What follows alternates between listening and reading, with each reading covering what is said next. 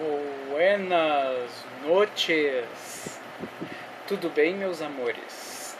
A live de hoje vai ser sobre uma obra que encontra eco em praticamente todos os críticos de poesia brasileira do século XX.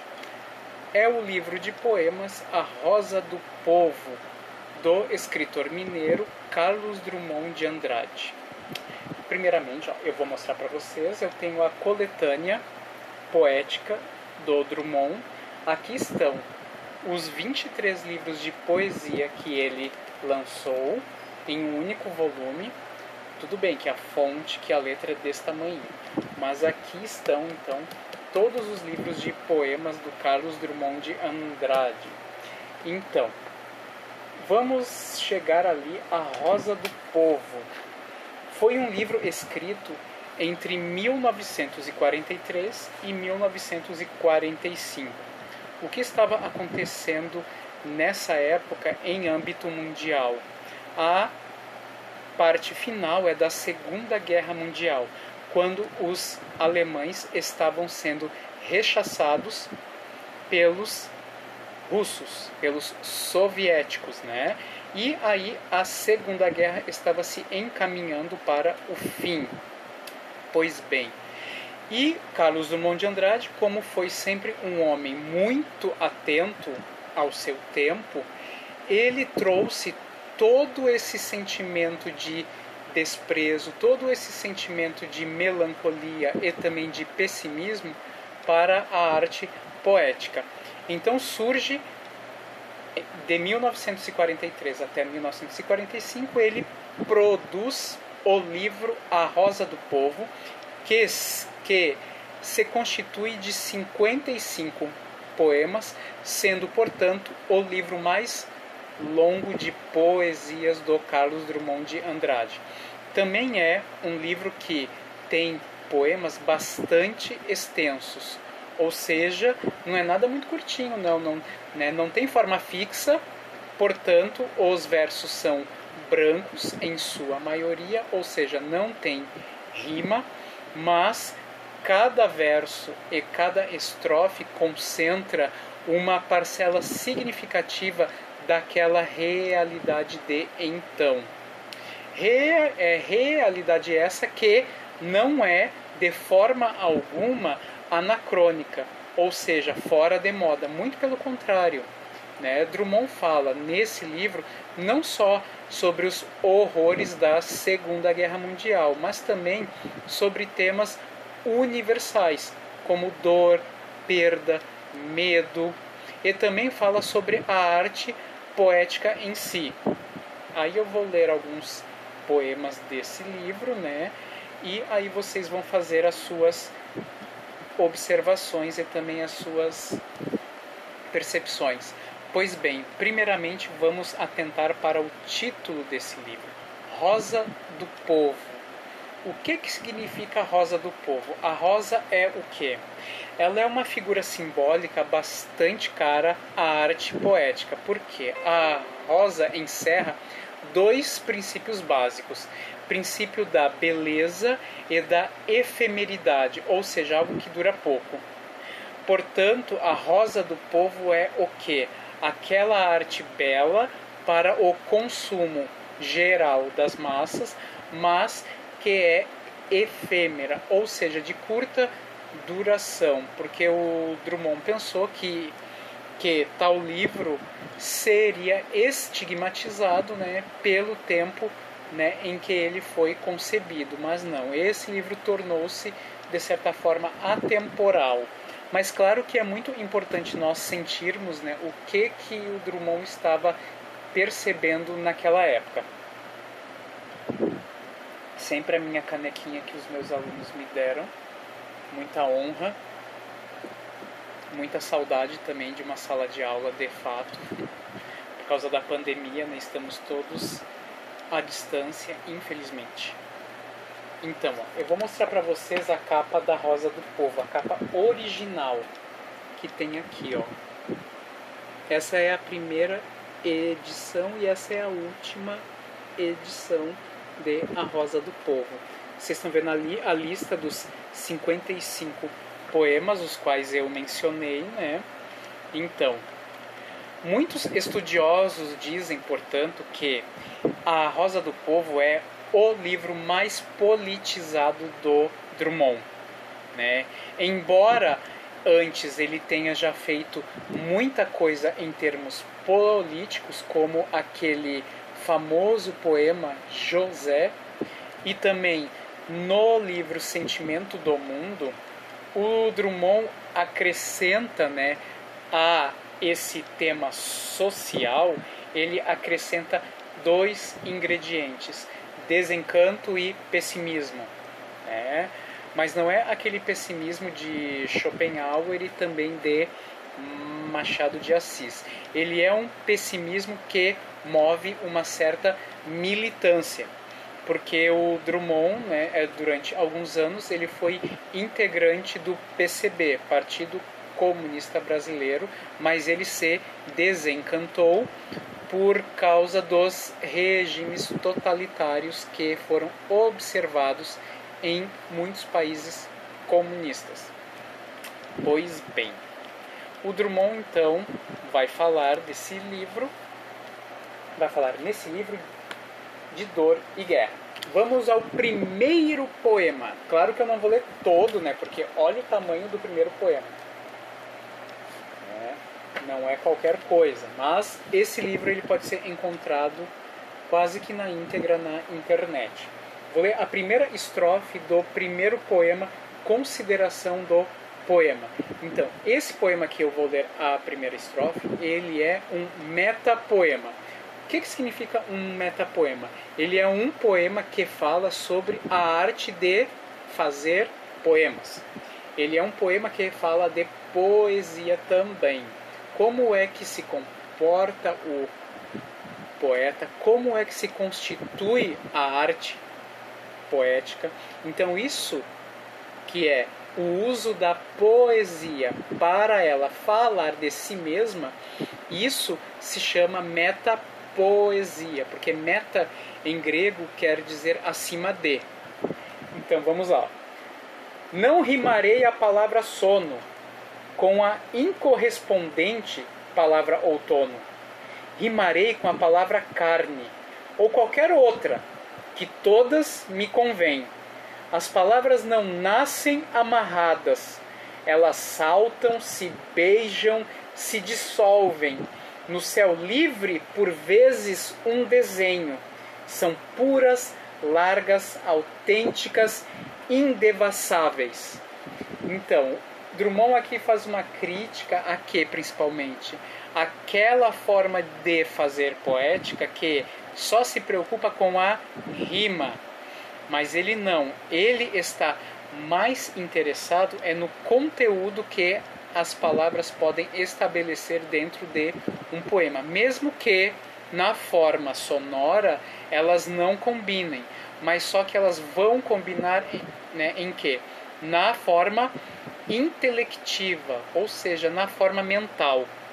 Então esse poema faz uma crítica severíssima a aqueles poetas que só brincam com as palavras sem saborear o sentido que elas carregam consigo. Agora, olha lá. Agora tem ali, ó, o segundo poema se chama Procura da Poesia. Também ele é um poema extenso, ó. Ele começa aqui e vai aqui inteiro. Aí eu vou fazer seleções de estrofes que vão conectar, né, qual é o mote desse poema. Agora, ó, esse também é considerado um metapoema, né? Esse livro, A Rosa do Povo, ele começa com metapoemas, porém esse aqui ele vai já se imiscuir pela temática social, pela temática política e também panfletária. Vamos lá. Ó, não faças versos sobre acontecimentos. Não há criação nem morte perante a poesia. Diante dela, a vida é um sol estático. Não aquece nem ilumina. As afinidades, os aniversários, os incidentes pessoais não contam. Não faças poesia com corpo, esse excelente, completo e confortável corpo, tão infenso à efusão lírica. Tua gota de bile, tua careta de gozo ou de dor no escuro são indiferentes. Não me reveles teus sentimentos, que se prevalecem do equívoco e tentam a longa viagem. O que pensas e sentes, isso ainda não é poesia. O que ele quis dizer aqui? Ele deu uma paulada naqueles poetas, principalmente da ordem romântica, que só cantam o que eles tocam ou o que está dentro deles. O que? Que a poesia aqui ela tem que ter o quê? Ela tem que escapar da individualidade do poeta. Então ele vai ali, depois ali na primeira, segunda, terceira, na quinta estrofe, ele já dá dicas para o fazer poético. Ó. Penetra surdamente no reino das palavras. Lá estão os poemas que esperam ser escritos. Estão paralisados, mas não há desespero. Há calma e frescura na superfície intacta. Ei-los sós e mudos, em estado de dicionário. Convive com teus poemas antes de escrevê-los. Tem paciência se obscuros. Calma se te provocam. Espera que cada um se realize e consume com seu poder de palavra e seu poder de silêncio. Não forces o poema a desprender-se do limbo. Não colhas no chão o poema que se perdeu. Não adules o poema. Aceita-o. Como ele aceitará sua forma definitiva e concentrada no espaço. Agora a sexta estrofe. Ó. Chega mais perto e contempla as palavras. Cada uma tem 1000 faces secretas sob a face neutra. E te pergunta, sem interesse pela resposta, pobre ou terrível, que lhe deres. Trouxeste a chave? Então isso que o Carlos Drummond de Andrade fala, duas coisas que foram captadas na quinta e na sexta estrofes desse segundo poema, a Procura da Poesia. O que ele fala? Fala para não violentarmos as palavras, que elas vão brotar de acordo com aquilo que elas querem dizer, e que o poeta sim vai ter que ter a percepção disso. O terceiro poema desse livro fantástico, que é A Rosa do Povo, é um dos mais famosos. Chama-se aqui, ó, A Flor e a Náusea. Aqui nós temos então uma justaposição de duas coisas aparentemente inconciliáveis, que é o que? A flor, que é símbolo de beldade, e a náusea, que é um tema considerado não poético, mas só que nesse livro entra sim com caráter de ambos conviverem dentro da poesia. Eu vou ler alguma dessas estrofes aqui, que esse é um dos poemas mais famosos do Carlos Drummond de Andrade. E ele já começa com a descrição do homem de seu tempo. Vamos lá. Ó. Preso à minha classe e a algumas roupas, vou de branco pela rua cinzenta. Melancolias, mercadorias espreitam-me. Devo seguir até o enjoo? Posso, sem armas, revoltar-me? Fecha aspas. Então ali, ó, ele é o quê? Ele é um homem que está de branco pela rua cinzenta. Branco ali, ele quis dizer o quê? É um homem que não tem nada dentro de si. Não é aí o sinônimo de pureza. E pela rua cinzenta. Cinzenta é o quê? Aquela cor que não nos empolga. Né, ó, melancolias e mercadorias estão em torno dele. Melancolias é o quê? Saudade de um tempo anterior. Porque o tempo em que ele vive, ele é o quê? Um tempo de guerra. Ele é um tempo de dor. Ele é o tempo da Segunda Guerra Mundial. Ó, devo seguir até o enjoo, ou seja, aquela realidade pessimista vai fazê-lo até vomitar. Ó, posso sem armas revoltar-me? Aí ele faz uma pergunta. Por quê? Porque a revolta, muitas vezes, ela só se faz por meio de armas. Aí lá na terceira estrofe desse poema que eu vou ler para vocês, aí ele já fala em ações. Ações desse homem que está cansado dessa cidade cinzenta. Abre aspas. Vomitar esse tédio sobre a cidade. 40 anos e nenhum problema resolvido, sequer colocado. Nenhuma carta escrita nem recebida. Todos os homens voltam para casa. Estão menos livres, mas levam jornais. E soletram o mundo, sabendo que o perdem. O que ele quis dizer com isso? Que embora os fatos estejam ali diante dos olhos dos homens, eles são cada vez o quê? Cada vez mais incapazes de mudar esse mundo, né? Aí ele vai descrevendo mais ações, mais coisas sobre essa realidade suja em que ele vive, e aí ele fala, aí ele muda completamente o foco do poema com a percepção de que uma flor nasceu ali no meio dessa rua cinzenta, dessa rua de asfalto. Vamos lá então, ó. Abre aspas. Uma flor nasceu na rua. Passem de longe bondes, ônibus, rios de aço do tráfego. Uma flor ainda desbotada. Ilude a polícia, rompe o asfalto. Façam completo silêncio. Paralisem os negócios. Garanto que uma flor nasceu. Aí ele vai continuar falando dessa flor. Sua cor não se percebe, suas pétalas não se abrem, seu nome não está nos livros. É feia, mas é realmente uma flor. Então o que ele fala isso? Qual é o significado de flor aí? Ele deve ter percebido diante daquela cidade cinzenta, diante daqueles homens que leem os fatos sórdidos do mundo, ele percebeu alguma coisa bela. Bela não, mas de fato alguma coisa que rompe aquela monotonia de desgraças. E aí ele fala que a flor ela é feia, mas é uma flor, ou seja, ela rompe aquela seleção de fatos grosseiros, aquela seleção de fatos ruins, aquela coisa sórdida, má.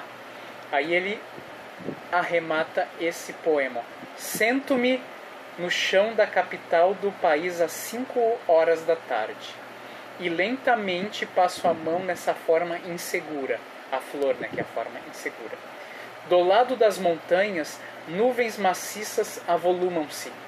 Pequenos pontos brancos movem-se no mar, galinhas em pânico. É feia, mas é uma flor. Furou o asfalto, o tédio, o nojo e o ódio.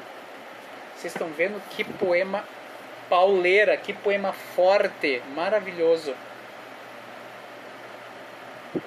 Cafezinho com a minha xícara predileta. Essa xícara minha ninguém pega. Vamos ver outro poema desse livro maravilhoso, que é A Rosa do Povo. Tem outro poema que ele tem um título bastante sugestivo, que é O Medo. Por que o medo? O medo é um sentimento bastante comum aos humanos. Até há uma série de psicólogos que eles falam que o medo ele é um sentimento que é mais ou menos percebido de forma igual em várias culturas, porque o medo ele é um sentimento universal, né?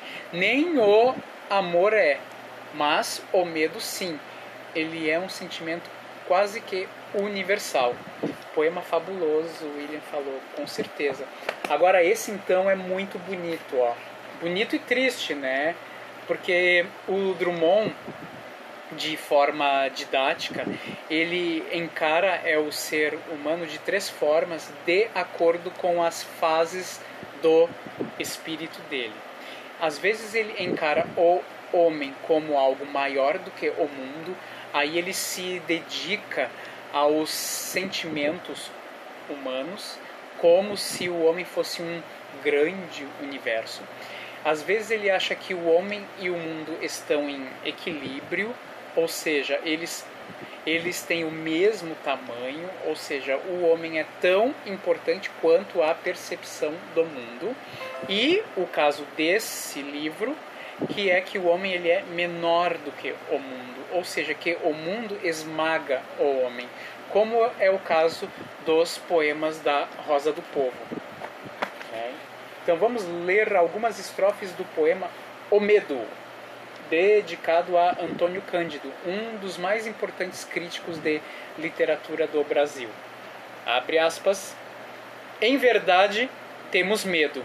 Nascemos escuro. As existências são poucas. Carteiro, ditador, soldado, nosso destino incompleto. E fomos educados para o medo. Cheiramos flores de medo. Vestimos panos de medo. De medo, vermelhos rios vadeamos. Somos apenas uns homens, e a natureza traiu-nos. Há as árvores, as fábricas, doenças galopantes, fomes. Refugiamo-nos no amor, este célebre sentimento, e o amor faltou. Chovia, ventava, fazia frio em São Paulo. Fazia frio em São Paulo, nevava, o medo com sua capa nos dissimula e nos berça. Fiquei com medo de ti, meu companheiro moreno, de nós, de vós e de tudo. Estou com medo da honra. Assim nos criam burgueses. Nosso caminho, traçado. Por que morrer em conjunto? E se todos nós vivêssemos? Vem, harmonia do medo, vem, ó terror das estradas, susto na noite, receio de águas poluídas, muletas do homem-sol. Ajudai-nos, lentos poderes do láudano, até a canção medrosa se parte, se transe e cala-se. Faremos casas de medo, duros tijolos de medo, medrosos caules, repuxos, ruas só de medo e calma. Esse poema também é muito grande, né? Então vocês perceberam o quê? Que o medo ele é o quê? Um sentimento paralisante e que foi tentar buscar auxílio no amor, só que o amor faltava. Por quê? Por questão do medo, porque até amar tornou-se algo perigoso. O medo então encerra assim um sentimento que era bastante pronunciado nessa época de Segunda Guerra Mundial. Vamos ali procurar mais. Olha aí, ó, nós que estamos perto do Réveillon, da virada, há um poema nesse livro chamado Passagem do Ano. Vou ler então a primeira e a segunda estrofes. Ó. O último dia do ano não é o último dia do tempo. Outros dias virão, e novas coxas e ventres te comunicarão o calor da vida. Pausa para explicação. O que ele quis dizer com e novas coxas e ventres te comunicarão o calor da vida? O que? Que vai continuar o quê? Havendo nascimentos. Isso aí é uma metonímia, que é aquela figura de linguagem que tu pega uma parte de algo maior. Então, quando ele fala aqui, ó, e novas coxas e ventres, ele está falando o quê? Da mulher, do aparelho, né, reprodutor da mulher. Ó, beijarás bocas, rasgarás papéis, farás viagens e tantas celebrações de aniversário, formatura, promoção, glória, doce morte com sinfonia e coral, que o tempo ficará repleto e não ouvirás o clamor, os irreparáveis uivos do lobo na solidão. O último dia do tempo não é o último dia de tudo. Fica sempre uma franja de vida, onde se sentam dois homens, um homem e seu contrário, uma mulher e seu pé, um corpo e sua memória, um olho e seu brilho, uma voz e seu eco, e quem sabe até se Deus reticências. O que ele quis dizer então com isso aí? Que há sempre o que? Aquela esperança no último dia do ano, né? Que nós vamos o que? Sepultar um eu, e nós estamos convivendo com a projeção de um outro eu. Isso que esse poema ele quer dizer.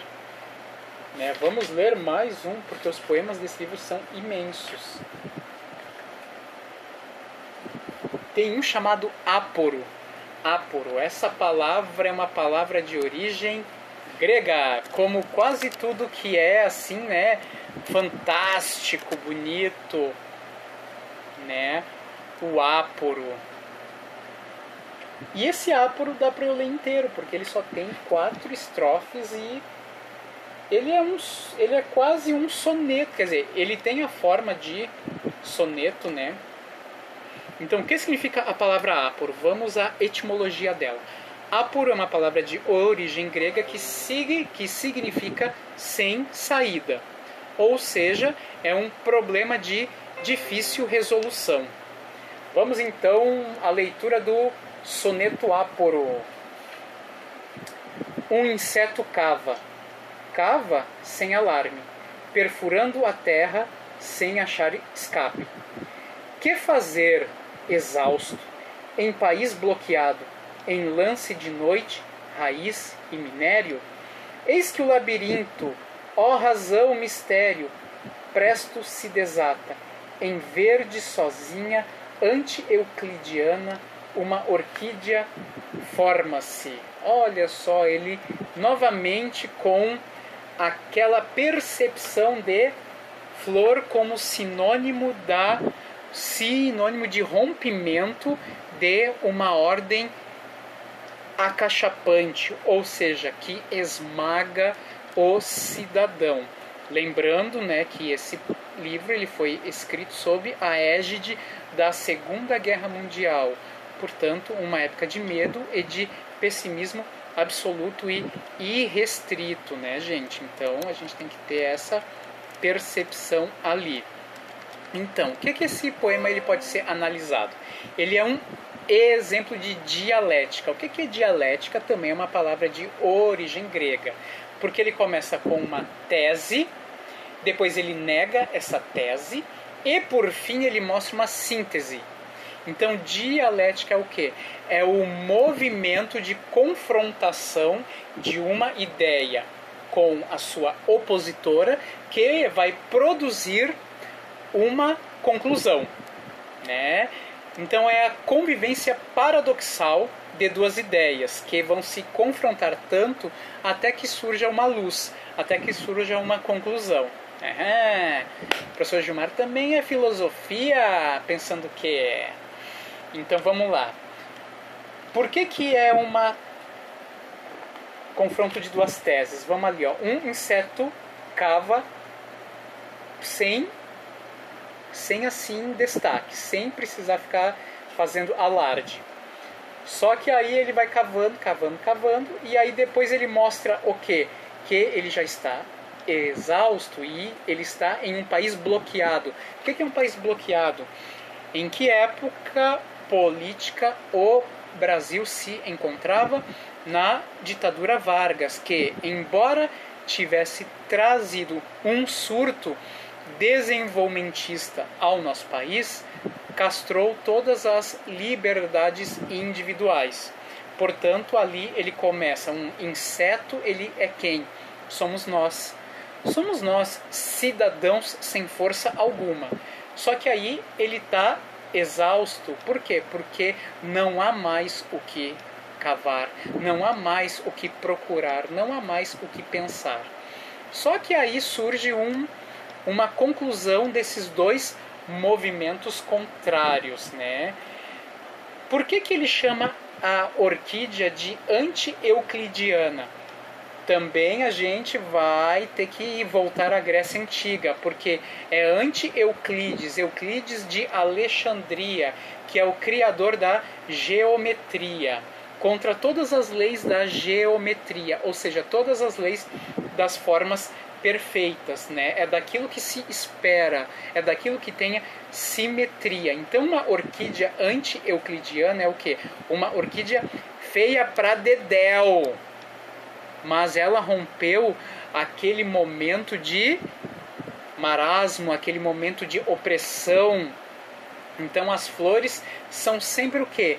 Símbolos de solução. É áporo, mas só que vai ter uma solução. Lembrando que eu falei que áporo é o quê? Um problema sem resolução. Tá bom, gente?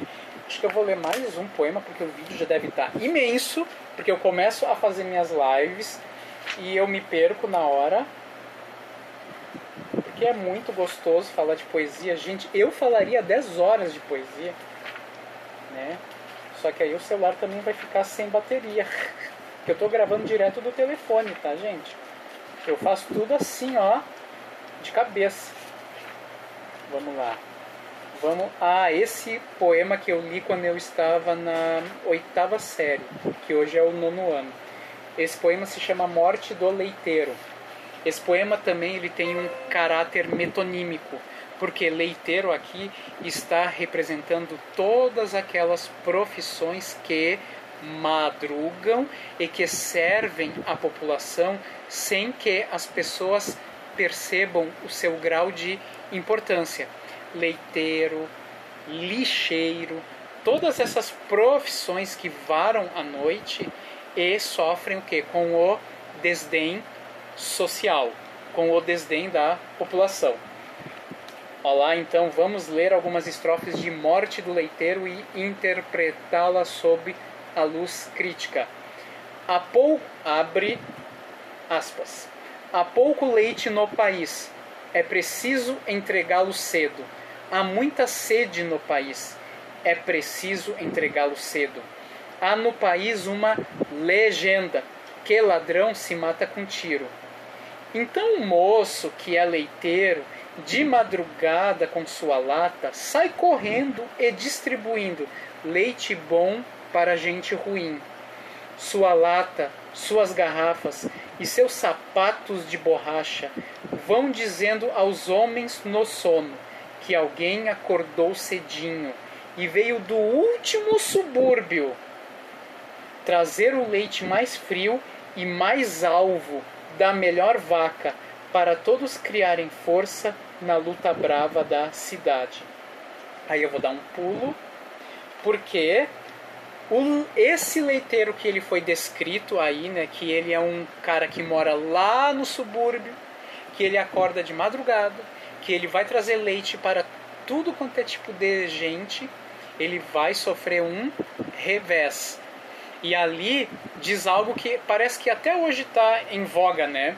Que ladrão é que se mata com tiro. Parece aquele ali, né? Bandido bom é bandido morto, né? E isso foi em 1945, hein? Carlos Drummond de Andrade já estava antecipando o cidadão de bem, o cidadão lixo de bem. Então, aí eu vou dar um pulo ali para uma outra estrofe, ó. Meu leiteiro, das últimas estrofes. Meu leiteiro tão sutil, de passo maneiro e leve, antes desliza que marcha. É certo que algum rumor sempre se faz. Passo errado, vaso de flor no caminho, cão latindo por princípio, ou um gato quisilento. E há sempre um senhor que acorda, resmunga e torna a dormir. Mas este acordou em pânico. Ladrões infestam o bairro. Não quis saber de mais nada. O revólver da gaveta saltou para sua mão. Ladrão, se pega com tiro. Os tiros na madrugada liquidaram meu leiteiro. Se era noivo, se era virgem, se era alegre, se era bom, não sei. É tarde para saber. Mas o homem perdeu o sono de todo e foge para a rua. Meu Deus, matei um inocente. Bala que mata gatuno também serve para furtar a vida de nosso irmão. Quem quiser que chame médico, polícia não bota a mão neste filho de meu pai. Está salva a propriedade. A noite geral prossegue. Amanhã custa a chegar, mas o leiteiro está telado. Ao relento, perdeu a pressa que tinha. Olha só que coisa fantástica esse poema. Então alguém acordou porque o leiteiro deve ter dado algum passo em falso, né? Matou o pobre leiteiro. Aí 3 versos aqui que são primordiais, que servem até para essa índole armamentista bolsominion. Bala que mata gatuno também serve para furtar a vida de nosso irmão. Por quê? As balas, elas só têm um único objetivo: morte. Morte de gente ruim e morte de gente boa. Então, fica o recado. Carlos Drummond de Andrade dando recado. Gente boa morre por bala, que também mataria gente ruim. Espero que tenham gostado dessa live extensa sobre essa obra magnífica que é A Rosa do Povo. Vocês podem comprá-la em sebos, custa menos de R$10. Livro nunca é gasto, mas sim investimento. Se nós lêssemos mais, muito anacronismo hoje não estaria acontecendo. Beijos!